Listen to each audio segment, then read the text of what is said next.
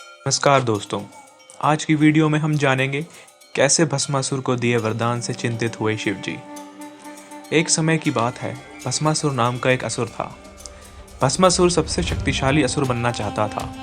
वह अन्य असुरों की तुलना में महान शक्ति प्राप्त करना चाहता था। भस्मासुर ने भगवान शिव को प्रसन्न करने के लिए घोर तपस्या करने का फैसला किया। उसने सोचा कि एक बार जब वह भगवान शिव की कृपा प्राप्त कर लेगा तो वह भगवान शिव से अपनी इच्छा पूरी करवा लेगा और सबसे शक्तिशाली असुर बन जाएगा। भस्मासुर ने बहुत समय एक तपस्या की। वह साधना में लीन था। भगवान शिव ने कैलाश में भस्मासुर की प्रार्थना सुनी और भगवान उसकी प्रार्थना से प्रसन्न और संतुष्ट हुए और वे उसके सामने प्रकट हुए। भस्मासुर ने अपनी आंखें खोली और अपने सामने भगवान शिव को पाया। वह भगवान शिव के चरणों में गिर पड़ा। वह बहुत खुश हुआ था क्योंकि उसकी प्रार्थना से आखिरकार भगवान शिव प्रसन्न हो गए थे। भगवान शिव भस्मासुर पर मुस्कुराए। उन्होंने भस्मासुर से कहा कि वह उसकी तपस्या से अति प्रसन्न है और उसे वरदान मांगने को कहा। भस्मासुर ने वरदान मांगते हुए बोला, भगवान शिव, मैं अमर होना चाहता हूँ। शिव ने भस्मासुर की इच्छा को यह कहते हुए अस्वीकार कर दिया कि यह प्रकृति के नियमों के विरुद्ध है। उन्होंने भस्मासुर से कहा कि जो भी व्यक्ति पैदा हुआ है उसे एक दिन मरना है। भस्मासुर बहुत दुखी हो गया। वह चाहता था कि भगवान शिव उसे अमर और अजय बनाए। भस्मासुर को तब एक विचार आया और उसने भगवान शिव से कहा कि वह उन्हें अपने हाथों से किसी के सर को छूकर किसी के भी शरीर को भस्म करने की शक्ति प्रदान करे। शिव ने आशीर्वाद दिया और भस्मासुर की इच्छा पूरी की। भस्मासुर हंसा और उसने भगवान शिव से कहा कि वह स्वयं भगवान शिव से अधिक शक्तिशाली हो गया है। उसने भगवान शिव से कहा कि वह चाहे तो भगवान शिव को जलाकर भस्म कर सकता है। भस्मासुर ने भगवान शिव से कहा कि वह उन पर अपनी शक्ति का परीक्षण करना चाहता है।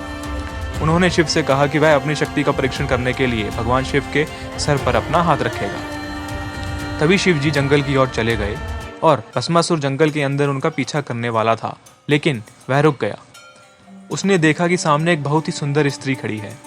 वह स्त्री इतनी रूपवती थी कि भस्मासुर एक क्षण के लिए भूल गया कि वह कौन है। उसने उस सुंदर स्त्री से पूछा कि उसका नाम क्या है। सुंदर स्त्री ने उत्तर दिया कि वह मोहिनी है।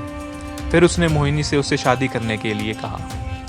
मोहिनी हंसी और चल दी। भस्मासुर ने मोहिनी का पीछा किया और धीरे धीरे उसके बारे में सब कुछ पूछा।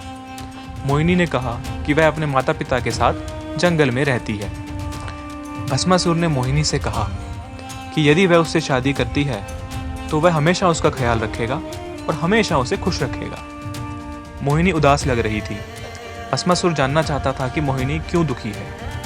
मोहिनी ने भस्मासुर से कहा कि वह एक नर्तकी है। जब वह छोटी थी तो उसने वादा किया था कि वह उसी व्यक्ति से शादी करेगी जो उसके साथ नृत्य करेगा। भस्मासुर चौंक गया और उसने पलकें झपकाई। उसने अपने पूरे जीवन में कभी नृत्य नहीं किया था। राक्षस ने मोहिनी से शादी करने के लिए खुद से नृत्य सीखने का वादा किया। अभी मोहिनी ने भस्मासुर से कहा, चिंता मत करो, मैं तुम्हें नृत्य करना सिखाऊंगी। अगर तुम मेरे कदमों का ठीक उसी तरह पालन करोगे जैसे मैं करती हूँ तो मैं तुम्हारी हो जाऊंगी और तुमसे शादी करूंगी। वे दोनों नाचने लगे। भस्मासुर ने केवल नृत्य पर ध्यान केंद्रित किया और कुछ नहीं। मोहिनी ने अपने सर पर हाथ रखकर एक चाल चली। भस्मासुर ने एक बार भी नहीं सोचा और ऐसा ही किया। भस्मासुर की शक्तियों ने अपना काम किया और वह जलकर राख हो गया। जब मोहिनी भस्मासुर की राख को देख रही थी तभी शिव जी उसके सामने प्रकट हुए। उन्होंने मोहिनी को धन्यवाद दिया और यह सुनते ही मोहिनी वहां से गायब हो गई और विष्णु जी उसके स्थान पर खड़े हो गए। भगवान शिव ने विष्णु जी को उनकी मदद करने और भस्मासुर से बचाने के लिए धन्यवाद दिया और इसी प्रकार भस्मासुर जैसे राक्षस का अंत हुआ। जय श्री कृष्ण।